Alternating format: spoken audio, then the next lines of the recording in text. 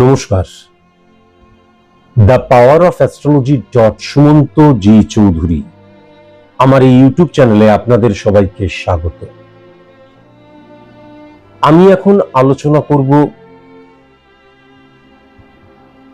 বৈশাখ মাসে, বাংলার প্রথম মাস বৈশাখ মাস।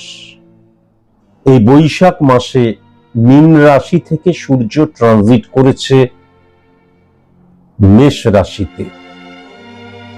মেষ রাশিতে সূর্যকে উচ্চস্থ মানা হয়,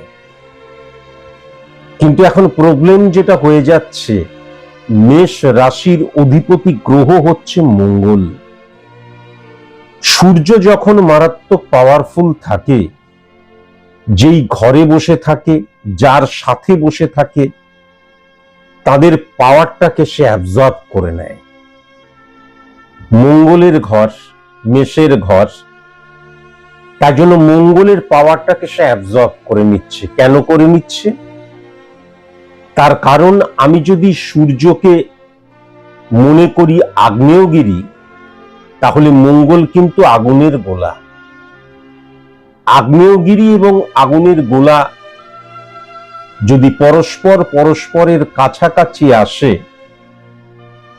তাহলে আগুনের গোলাটা কিন্তু ভস্মীভূত হয়ে যায়, তাই না? সুতরাং রবির রিফ্লেকশন এই মেষ রাশিতে পুরোটাই কিন্তু লক্ষ্য করা যাচ্ছে। এখন ইম্পর্টেন্ট ফ্যাক্টর যেটা হচ্ছে, একটু ক্যালকুলেশন, একটু সায়েন্স, ভাইব্রেশনের দিকে যদি আমি চলে যাই, তাহলে মঙ্গলের যে তিনটে দৃষ্টি আছে, যেখানে সে বসে আছে সেখান থেকে 4 নাম্বার ঘরে তার দৃষ্টি, 7 নাম্বার ঘরে তার দৃষ্টি, 8 নাম্বার ঘরে তার দৃষ্টি। তাহলে ইম্পর্টেন্ট ফ্যাক্টর যেটা হয়ে যাচ্ছে, যে এই যে মঙ্গলের দৃষ্টি মেষ রাশি থেকে 4 নাম্বার ঘরে, 7 নাম্বার ঘরে, 8 নাম্বার ঘরে, এর প্রভাব কিন্তু এই ঘরগুলিতে মঙ্গলের প্রভাব কিন্তু, মঙ্গলের রিফ্লেকশন, ভাইব্রেশনের প্রভাব কিন্তু সেরকম পাওয়া যাবে না। বরং মঙ্গলের পাওয়ারটাকে যেহেতু রবি অ্যাবজর্ব করে নিচ্ছে, তাই জন্য রবির পাওয়ারটাই কিন্তু এখানে লক্ষ্য করা যাবে। কেমন? আজকে আমি আলোচনা করছি তুলা রাশি সাপেক্ষে এই রবির অত্যন্ত পাওয়ারফুল হয়ে যাওয়া, এর ফলে 5টি নেগেটিভ সাইড কি কি, যাকে আমি শত্রু হিসেবে উল্লেখ করেছি। আমি কিন্তু আগেও বলেছি, আবারও বলছি, যে তুলা রাশি বাংলার এই নতুন বছরটিতে টেরিফিক, তুলা রাশির ভাইব্রেশন বা উন্নতির জায়গা, পজিটিভ জায়গাটা মারাত্মক। কিন্তু আজকে কিন্তু সেটা আমার আলোচ্য বিষয়বস্তু নয়। আমার আলোচ্য বিষয়বস্তু হচ্ছে 5টি নেগেটিভ সাইড। কার দ্বারা ক্যালকুলেশন করব? রবির দ্বারা ক্যালকুলেশন করব। এখন যদি তুলা রাশিকে খুব ভালো মতো লক্ষ্য করা যায়, তাহলে এই যে মঙ্গল মেষের ঘর, রবি বসে আছে, তাহলে তুলা রাশি সাপেক্ষে 10 নাম্বার ঘরে কিন্তু মঙ্গল তার দৃষ্টি দিচ্ছে, যেখানে রবির প্রভাব বোঝা যাবে। তুলা রাশি 7 নাম্বার ঘর হচ্ছে, সুতরাং সেখানেও কিন্তু তার, অর্থাৎ রবির প্রভাব বোঝা যাবে। এবং 2 নাম্বার ঘরেও, বৃশ্চিকের ঘরেও কিন্তু রবির প্রভাব বোঝা যাবে। কেন বোঝা যাবে বোঝাতে পারলাম? তার কারণ, যেখানে মঙ্গলের ঘর মেষ, ধরে নিলাম সেখানে মেষের অধিপতি গ্রহ আছে, রবি সেখানে উচ্চস্থ হয়ে বসে মঙ্গলকে অ্যাবজর্ব করে নিচ্ছে, কিন্তু তার পাওয়ারটা, মঙ্গলের যে দৃষ্টি 4 নাম্বার ঘর মানে তুলা রাশি সাপেক্ষে 10 নাম্বার ঘর, 7 নাম্বার ঘর মানে তুলা রাশি সাপেক্ষে 1 নাম্বার ঘর, আর 8 নাম্বার ঘর মানে তুলা রাশি সাপেক্ষে 2 নাম্বার ঘর। এখানে কিন্তু মঙ্গলের প্রভাব সেরকম বোঝা যাবে না। এখানে কিন্তু রবির ইম্প্যাক্ট, প্রভাব মারাত্মক ভাবে কিন্তু বর্তাবে, ইমপ্লিমেন্ট হবে। এর সদর্থক প্রচুর গুণ রয়েছে। কিন্তু নঙ্গর্থক দিকটা কি হচ্ছে?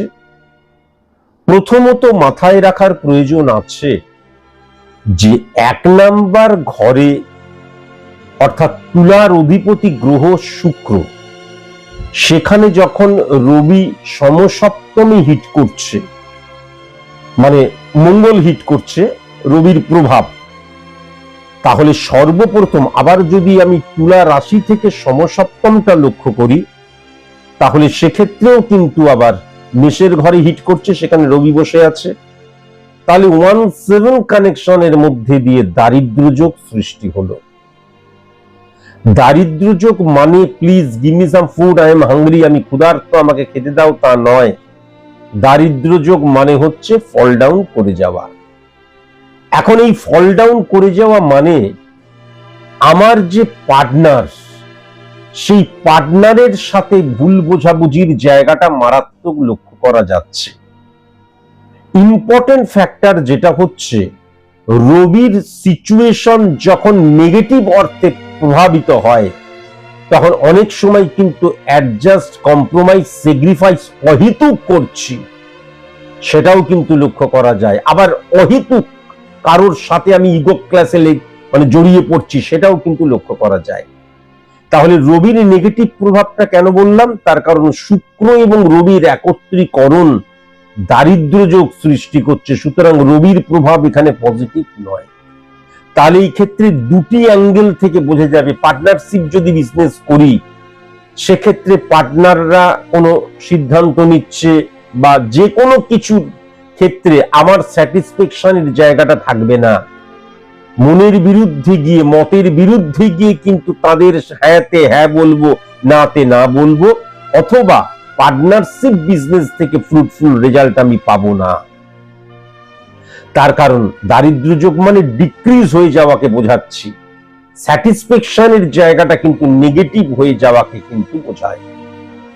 আবার যদি দেখা যায় আমার ব্যক্তিগত জীবনের জায়গা, আমার পার্টনার, লাইফ পার্টনার, যে কোনো পার্টনারের ক্ষেত্রে দেখা যাচ্ছে অহেতুক কম্প্রোমাইজ করতে হচ্ছে, অহেতুক স্যাক্রিফাইস করতে হচ্ছে, অ্যাডজাস্টমেন্টের জায়গাটা অহেতুক যেতে হচ্ছে, তা না হলে আমার যে অবস্থান, যে সম্পর্কটা, সেই সম্পর্কটা কিন্তু লং লাস্টিং হবে না বা সুদূর প্রসারী হবে না। তাই জন্য অহেতুক কম্প্রোমাইজ, অহেতুক স্যাক্রিফাইস, অহেতুক অ্যাডজাস্টমেন্টের জায়গাটাই আমি যাচ্ছি, এটাও কিন্তু ডেফিনিটলি ভাবে বোঝা যায়। এখন ইম্পর্টেন্ট ফ্যাক্টর যেটা হচ্ছে যে এই রবি কিন্তু তুলা রাশি সাপেক্ষে 11th হাউসেরও অধিপতি গ্রহ। তাহলে এই নেগেটিভ ইম্প্যাক্ট, নেগেটিভ প্রভাবটা 11th হাউসে নেগেটিভ ভাবে পড়ছে, দারিদ্র যোগের প্রভাব। তাহলে 11th হাউস মানেটাকে, 11th হাউস মানে আমার কর্মফলের জায়গা। তাহলে তুলা রাশি সাপেক্ষে এই নেগেটিভ ইনফ্লুয়েন্স আমার কর্মফলের জায়গাটাকে স্যাটিসফ্যাকশন বিহীন করছে, ডিটোরিয়েট করে যাচ্ছে, সঠিক কর্মফল আমি পাচ্ছি না। 11th হাউস দ্বারা আমরা কি বুঝতে পারি? আমি 10%, 20% সফল হয়েছি, সেখান থেকে 30%, 50% সফল হতে চাই, এই সফলতার ত্বরান্বিতকরণ। তাহলে সেই জায়গাটাতেও কিন্তু প্রতিবন্ধকতা সৃষ্টি করছে। আবার যদি আমি 11-5 ক্যালকুলেশনটা খুব ভালো মতন লক্ষ্য করি, তাহলেও কিন্তু যেটা লক্ষ্য করা যাচ্ছে, রবি শনির কানেকশন হচ্ছে, কেননা 5 নাম্বার ঘরটা কুম্ভের ঘর হচ্ছে তুলা রাশি সাপেক্ষে। তাহলে সেটা আমার প্রথমত বন্ধুত্বের জায়গাটাও নেগেটিভ করে দিচ্ছে, আবার সফলতার জায়গাটাকে কখনো স্টেবল হতে দিচ্ছে না। লড়াই করছি, সফল হচ্ছি, কিন্তু যখনই লড়াই থামিয়ে দিচ্ছি, তখনই দেখা যাচ্ছে আমি ডিটোরিয়েট করে যাচ্ছি, ফ্লাকচুয়েশন ক্রিয়েট হচ্ছে। এখন ইম্পর্টেন্ট ফ্যাক্টর যেটা হচ্ছে, এইগুলোর মূলত কিসের জন্য? এইগুলো মূলত হচ্ছে আমি যখন কারোর সাথে দেখা যাচ্ছে জাস্ট আমি কোনো রকমের ঝামেলা চাই না, আমি কোনো রকমের নেগেটিভ প্রভাব চাই না, আমি মাথা নিচু করে, রবি মানে নেতা, রবি মানে হচ্ছে রাজা, সম্রাট, কান্ডারি, তাহলে মেরুদণ্ডহীন হয়ে যাচ্ছে, অহেতুক আমি বশ্যতা বা কম্প্রোমাইজ স্বীকার করছি। তার কারণ আমিত্বের, আমি করব, আমি পারবো, আমার দ্বারাই সম্ভব, এই প্রভাবটা তার মধ্যে লক্ষ্য করা যাচ্ছে না। আমি কিন্তু আবার বলছি, তুলা রাশি সাপেক্ষে প্রচুর পজিটিভ জায়গা রয়েছে, অন্তত বৈশাখ মাসেও রয়েছে, কিন্তু নেগেটিভ সাইড কিন্তু এই জায়গাটা সৃষ্টি হচ্ছে। ঘরটার মধ্যে কোনো আমি ঝামেলা চাই না, দেখা যাচ্ছে আমার ওয়াইফ বা আমার হাজবেন্ড, আমি একটা এক্সাম্পল দিচ্ছি, মদ খেয়ে বাড়ি ফিরছে, ছেলে মেয়েরা রয়েছে তবুও স্ল্যাং ল্যাঙ্গুয়েজ ইউজ করছে, ওয়াইফকে দেখা যাচ্ছে রাত 11টার সময় আসছে, কোথা থেকে এলে উত্তর দিচ্ছে না, বলবো না, দেখা যাচ্ছে তার যা কর্ম সেই কর্ম সে করছে না, এন্টারটেনমেন্ট। তাহলে আমি এইগুলো দেখেও কিন্তু বাড়িতে ঝামেলা চাই না। ঝামেলাটা চাই না কেন? আমরা মানুষ, আমরা সবাই জানি কেন আমরা এই মনের বিরুদ্ধে গিয়ে কম্প্রোমাইজ, স্যাক্রিফাইস, অ্যাডজাস্ট করি। তার কারণ কি দরকার? বাড়িতে সন্তান রয়েছে, বাড়ির পরিবেশ খারাপ হবে। কিন্তু এই যে আমার মেনে নেওয়া, অ্যাডজাস্ট করে নেওয়া, কম্প্রোমাইজ করে নেওয়া, স্যাক্রিফাইস করে নেওয়া মনের বিরুদ্ধে, সে ক্ষেত্রে কি হচ্ছে? কর্মফলের জায়গাটা আমার ডিটোরিয়েট করে যাচ্ছে, সফলতা ইনক্রিজ করছে না, এটা কিন্তু লক্ষ্য করা যাচ্ছে। এখন এই প্রভাবটা কি শুধুমাত্র আমার বিবাহিত জীবন বা আমার পার্টনারের ক্ষেত্রে, বা আমার ব্যক্তিগত জীবনের পার্টনার বা প্রফেশনাল ক্ষেত্রের পার্টনারের ক্ষেত্রেই প্রযোজ্য? না। কেন? তার কারণ এই কানেকশনটা কিন্তু 10th হাউসকেও হিট করছে তুলা রাশি সাপেক্ষে। তাহলে 10 নম্বর ঘরটা মানে 1-6-10 কানেকশন সার্ভিস ক্ষেত্র, 1-7-10 কানেকশন বিজনেস ক্ষেত্র, 1-5-10 কানেকশন সফলতার ক্ষেত্র। তাহলে 10 নম্বর ঘরটা হচ্ছে ক্ষেত্র 1 থেকে 11 পর্যন্ত। আমাদের যে 11টা ভাব রয়েছে, 12 নম্বর ঘরকে ব্যয়ের স্থান বলা হয়। তাহলে 1 থেকে 11 পর্যন্ত আমাদের যে 11টা ভাব রয়েছে রিপ্রেজেন্ট করছে আমাদের জীবনের 11টা দিককে। তাহলে এই 10 নম্বর ঘরটাতেও যখন রবি এবং শুক্রের ব্যাড রিফ্লেকশন বা রবির নেগেটিভ ভাইব্রেশন, অর্থাৎ মনের বিরুদ্ধে গিয়ে কম্প্রোমাইজ, অ্যাডজাস্ট, স্যাক্রিফাইস করছি, তখন আমার যে 11টা ভাব রিপ্রেজেন্ট করছে আমার জীবনের 11টা দিককে, প্রত্যেকটা ক্ষেত্রেই কিন্তু দেখা যাচ্ছে যে আমি অহেতুক কম্প্রোমাইজ করছি, অহেতুক স্যাক্রিফাইস করছি, অহেতুক অ্যাডজাস্টমেন্টের পথে হাঁটছি। কেন? প্রথমত হচ্ছে আমার আমিত্বের প্রকাশ সেখানে সঠিক মতন বর্তাচ্ছে না। এর পেছনের কারণটা কি? এক একজনের এক এক ধরনের, মাথায় রাখার প্রয়োজন আছে। আমরা চাইলেই কিন্তু কোন একটা প্রবলেম দেখছি প্রতিবাদ করতে পারি, আজকাল রাস্তাঘাটে তো হামেশাই দেখা যায়, আর এখন তো মারাত্মক ভাবে দেখা যাচ্ছে। কিন্তু আমরা ঝামেলা চাই না, শান্তিপ্রিয় মানুষ, তাই জন্য। এটা একটা দিক বললাম, এরকম দিক রয়েছে। আবার যদি লক্ষ্য করা যায় তুলা রাশির সাপেক্ষে অর্থ ইনকামের জায়গাটা মারাত্মক। আমি সেটা বাংলার বছর নিয়ে যখন আলোচনা করেছিলাম তখন বলেছিলাম, কিন্তু সঞ্চয়ের জায়গাটা ডিক্রিজ হয়ে যাচ্ছে, বা আমার অর্থনৈতিক জায়গাটা দেখা যাচ্ছে একটা সময় দারুণ, আবার মোটামুটি, আবার দেখা যাচ্ছে একটু ফ্লাকচুয়েশন, একদম স্টেবল হয়ে রয়েছে, সিকিউর জোনে রয়েছি, সেই জায়গাটা কিন্তু লক্ষ্য করা যাচ্ছে না। সেটা কিন্তু এক একজনের মানুষের ক্ষেত্রে এক এক রকমের। কারণ এই ক্ষেত্রেও কিন্তু যেটা লক্ষ্য করা যাচ্ছে যে সেকেন্ড হাউসের অধিপতি গ্রহ কিন্তু মঙ্গল, বৃশ্চিক রাশি। এবার ইম্পর্টেন্ট ফ্যাক্টর, যদি আমি সেকেন্ড হাউস দ্বারা সমসপ্তমকে দেখি তাহলে 8 হাউস। তাহলে ইম্পর্টেন্ট ফ্যাক্টর যেটা হচ্ছে 2 নম্বর 8 নম্বর ঘরের কানেকশন এবং শুক্র মঙ্গলের জায়গাও কিন্তু লক্ষ্য করা যাচ্ছে। ভেরি ভেরি কসাস এবং কনসাস হতে হবে। আমি উৎপাদন করছি, ক্রিম খাচ্ছে অন্য কেউ, এটাও কিন্তু দেখা যাচ্ছে।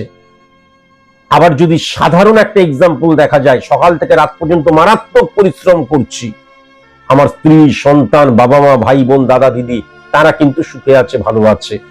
বেঁচে থাকার জন্য জীবন গাড়ির পেট্রোল অর্থ, সেই অর্থটা ইনকাম করার জন্য সকাল থেকে রাত পর্যন্ত আমি পরিশ্রম করছি, আমি কিন্তু সেটাকে সেরকম ভাবে ভোগ করতে পারছি না। 2-8 কানেকশন, মঙ্গল শুক্রের কানেকশন, 8 নম্বর ঘরের অধিপতি গ্রহ 1 নম্বর ঘরের, অর্থাৎ এই যে আমার মধ্যে, যেমন এই যে আমি পরিশ্রম করছি, এই পরিশ্রমটা বাবা পরিশ্রম করছে এই করছে বলে কেউ কিন্তু লাভ হবে না। কেননা 8 নাম্বার ঘরটা হচ্ছে সাইলেন্ট কিলার, মারক স্থান, সাইলেন্ট কিলার, লেন্দি প্রসেসের জায়গাটা। সুতরাং এই যে আমি নেগেটিভ পদ্ধতিটা বলছি, এটা একদিনেই আমি রিয়েলাইজ করতে পারছি না, এটা কন্টিনিউ হচ্ছে, ধীরে ধীরে ধীরে ধীরে ধীরে ধীরে দেখা যাচ্ছে আমার ডিক্রিজ চলে আসছে, আমি কম্প্রোমাইজ করছি, আমি মনের বিরুদ্ধে গিয়ে কম্প্রোমাইজ করছি, মনের বিরুদ্ধে গিয়ে স্যাক্রিফাইস করছি, মনের বিরুদ্ধে গিয়ে অ্যাডজাস্ট করছি। সেটা কিন্তু ধীরে ধীরে ধীরে ধীরে একটা সময় আমি বুঝতে পারছি এইটা করাটা আমার উচিত ছিল না। একদিনেই বুঝতে পারবো না, এক মাসে বুঝতে পারবো না। আর আমি পূর্বেই যেটা বললাম, এটা কোন জায়গাটাই হ্যাম্পার করবে, হ্যাম্পারটা করবে 4th হাউস, কেননা 10 নম্বর ঘর সমসপ্তমে 4th হাউসকে হিট করছে। তাহলে আমার আনন্দের জায়গায় হ্যাম্পার করবে, আমি স্যাটিসফাই হতে পারবো না, আমি আনন্দে বিরাজ করতে পারবো না, আমি খুব আনন্দের মধ্যে থাকতে পারছি না। এই কারণের জন্য শান্তির ক্ষেত্রে, স্যাটিসফ্যাকশনের ক্ষেত্রে। আবার এই যে আমার মনের বিরুদ্ধে গিয়ে কম্প্রোমাইজ, স্যাক্রিফাইস, বা আমাকে কেউ ঈর্ষা করছে, আমি কাউকে ঈর্ষা করছি, এর নেগেটিভ প্রভাবের ফলে বুঝতে পারবে মায়ের সাথে বা মাতৃতুল্য কারোর সাথে আমার বন্ডিংটা সঠিক মতন হবে না। এমনও হতে পারে দেখা গেল যে আমি বুঝতে পারছি আমার বউ ভুল করছে, কিন্তু আমি যদি এখন মায়ের সাথে গিয়ে মায়ের ফরে কথা বলি, তাহলে আমার সংসারটা ভেঙে যেতে পারে, বউ বাপের বাড়ি চলে যেতে পারে। তাই জন্য বউকে তৃপ্ত করার জন্য মায়ের এগেনস্টে আমি কথা বললাম। হাজার হাজার এক্সাম্পল, হাজার হাজার স্টুডেন্ট আমার চেম্বারে এসছে, তাহলে সেটাও কিন্তু লক্ষ্য করা যাচ্ছে। যখন আমি অহেতুক কম্প্রোমাইজ করছি, যখন আমি অহেতুক স্যাক্রিফাইস করছি, অহেতুক অ্যাডজাস্ট করছি, তখন success is the maximum utilization of ability that you have. কেননা 4 নাম্বার ঘর দ্বারা আমি যে সফলতাটা চাইছি তার জন্য কতটুকু নিজেকে প্রস্তুত করছি সেটাও বোঝা যায়। সেই জায়গাও নেগেটিভ রিফ্লেকশন লক্ষ্য করা যাচ্ছে, সেই জায়গাতেও কিন্তু নেগেটিভ রিফ্লেকশনের জায়গাটা লক্ষ্য করা যাচ্ছে। একদম সরলভাবে বোঝাবার চেষ্টা করলাম। তাহলে কি এখন এইটা তো একটা সার্বিক আলোচনা করলাম।